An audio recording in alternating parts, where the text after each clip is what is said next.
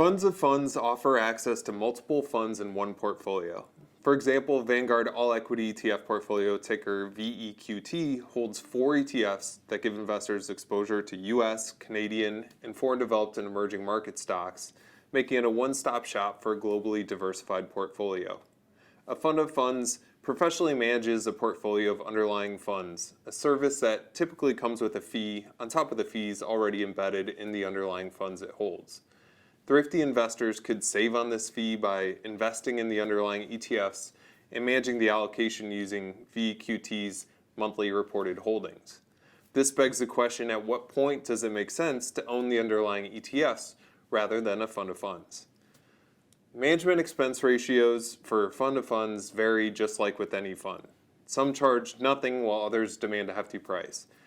The higher the added fee, the more likely an investor can benefit from replicating the strategy themselves. But the more actively traded or complex the strategy, the harder it can be to replicate. Going back to simple strategy in VQT, the asset-weighted MER of its 4 holdings is 9 basis points cheaper than VQT itself. For a $10,000 investment, a do-it-yourself approach would save an investor $9 a year. At $1 million, it would save $900 annually.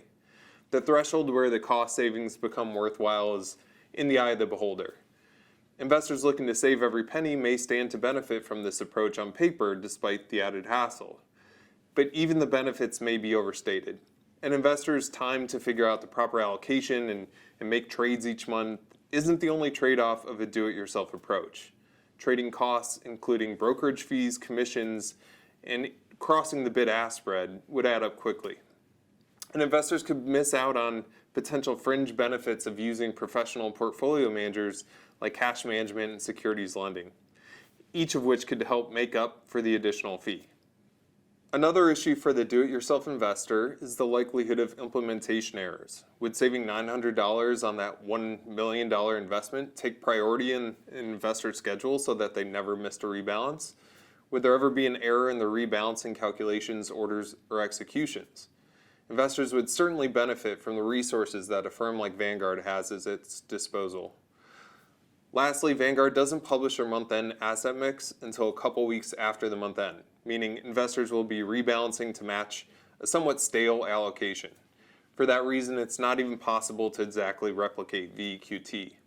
For a fund like VEQT, there may not be a point where it makes sense to own the underlying ETFs rather than the fund of funds. Costs tend to scale with the size of the investment, meaning trading costs and fringe benefits from professional managers grow as the investment size increases.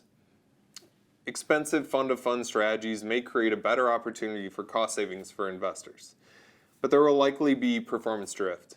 Still, the fee reduction may be worthwhile for the investor. As always, the devil's in the details, so investors should dig deeper into the specific strategy they're interested in.